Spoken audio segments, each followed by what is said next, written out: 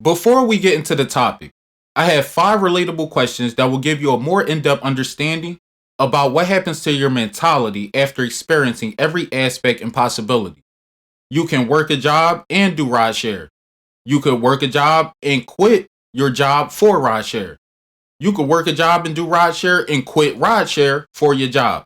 I've experienced all these aspects of doing all three, and I have to tell you what happens afterwards of what I realize about the importance of keeping the job and just doing rideshare as a side hustle. So if you do rideshare, this will help you understand or bring back your memory of the importance of having a job and maybe get you in the right direction because I understand the cap of doing rideshare as well as the benefits. Now, we're going to go into 5 questions real quick.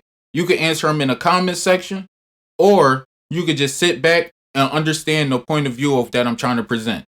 Now, how would you like to feel? Number one, how would you feel if you were supposed to get paid $40 an hour for a job, no matter what it was? But every day you come into work, 40 wasn't guaranteed. Some days might be 20, 25, 30, 15 even. But you were supposed to get paid a guaranteed $40 an hour. How would you feel? Number two, do you have 24 hours in a day free to dedicate yourself to your job, no matter what? Number three, are you good with people? Do you have good customer service? Number four, do you exercise? All right, I'm gonna leave that one alone. But we're going to go into number four as, let's say something was supposed to take 10 minutes, but it took 30, and that happened about 3 or 4 times out of the day while you were doing your job. How frustrated would you be if that kept on happening? Something that was supposed to take 10 minutes ended up taking 30, and you didn't get paid that much more doing that anyway. And number five, are you a morning person or a night person? Because your ass better be both. Now, why do I ask you these questions? Because these are the problems that come with rideshare. Sometimes you don't get paid that 40 an hour, that 50 or whatever you were supposed to get. Sometimes they can find a way to jip you out of your bread, but that don't go on too much, but it can happen. You end up trying to get a bonus, but you end up getting the last ride too late or something like that. It can happen. But however, it's not always guaranteed. Now you have great days where you can make 200, 300, 400 these days. But however, not every day is guaranteed to make that much. And you have to drive at least 12 hours a day to do that. Do you like working 12-hour days every day? Do you have that in you to literally drive, sit in the same car every day for over 12 hours of your day? Can you sit in the same seat for 12 hours a day? That should have been one of the questions, because these are the problems that come with doing rideshare. Do you have 24 hours in a day to dedicate your time to your job? Because let's say from 6 o'clock to 12 o'clock in the morning, there's no bonuses. But then if you go out from 3 o'clock to 5 o'clock, it's say if you get 8 rides, you can make $90. So now you have to work at night to make the best amount of money, because if you work that morning, you're going to be making crumbs compared to that bonus at night.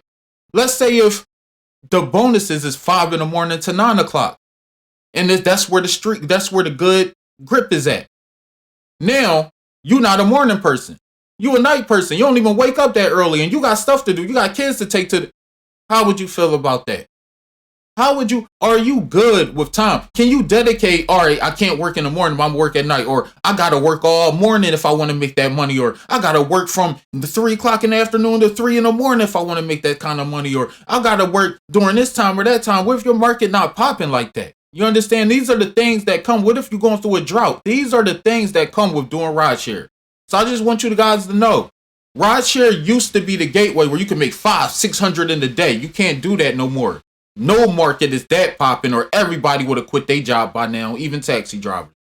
You understand? If you're not good with customer service, if you don't know how to be a people person, this might not work for you. You're going to realize you don't get tips. And if you are a person out there who don't get tips, you know why you don't get tips?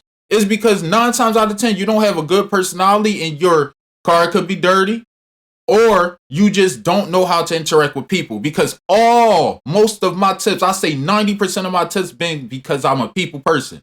From the time that person get in the car, from the greeting that I give them, the comfort that I make them feel, even let them know, yo, what you want, I throw on, when your favorite station, I ain't got no Bluetooth number, but I throw in your station if you want, to roll the window up, you want, interacting with the passenger, let them know you're going to be there safe and on time and all that stuff. That's what made them be like, you know what, I'm going to give them a tip.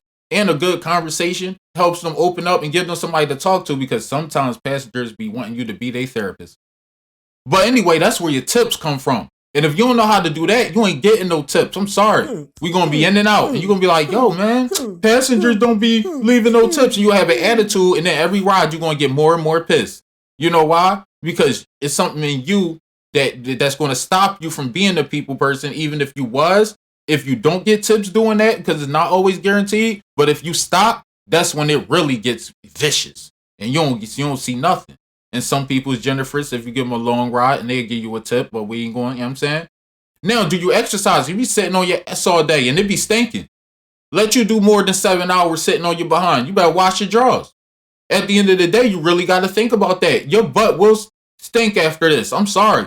Once you go 7, 8, 9, 10 hours sitting in the same spot, you know what I'm saying? Driving the Wawas every, 4 or 5 hours to take care of business. Like, yeah, man, it gets vicious. Sometimes a 10-minute ride, you get caught in traffic, and that 10-minute ride that only pay like $4. Now you what? After 30 minutes only made $8? Ooh, $4 extra for waiting so long. In traffic to drive this, rich person around the corner. Ooh, they left $1 tip.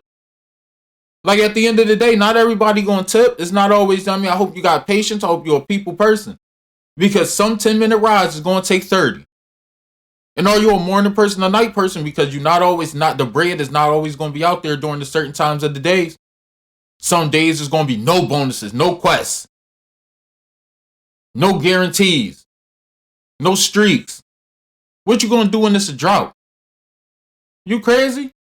Now let's talk about the benefits that come with the job. So we don't sleep on jobs, rideshare drivers. How you like guaranteed hours? Boom. I work 35 hours this week. I'm cool. And I get paid, what? $50 an hour? Boom. Plus overtime. I'm cool with that. Oh, I got sick leave. Oh, I got health insurance. How you like health insurance? Because rideshare drivers, you're doing a dangerous job, and you're going to have to pay a good $250 to $300 extra for health insurance. You forgot about that part of life? Huh? So how you like, and then your car insurance. You also got to put that car insurance up to make sure that covers this. So if something happens, you cover it for real. Medical bills and everything for real. You understand insurance is important. Health insurance, car insurance is important. You understand? So we're going to have to go through these things. Sick leave. If you leave your job, if you get sick at your job, boom. Rideshare, till you get sick, God bless you. Only thing going to leave is your car if you can't pay off them payments. You know what I'm saying? Sometimes, you get paid for that sick leave too. At your job, not in the rideshare. You feel me? So don't sleep on rideshare. Don't sleep on the job, baby. You know? Sometimes people actually care about you at your job, actually know you. You understand? You got respect. You know? Work ethic. They see you work. They see you do what it do. You about that life. And not only that, it's not what you know, it's who you know. Every job I got is because somebody knew me from another job that worked at a job, and they said, I need you to work for me, bro. How much would it cost for you to work for me? That's how good I am at my job. You feel me? You get to take breaks. You know? You don't got to go to New York in order to make a good bag. You still making the same bread right now as you make it, you know what I'm saying? You get your little bit of hours, you out, you get to build the rest of your day.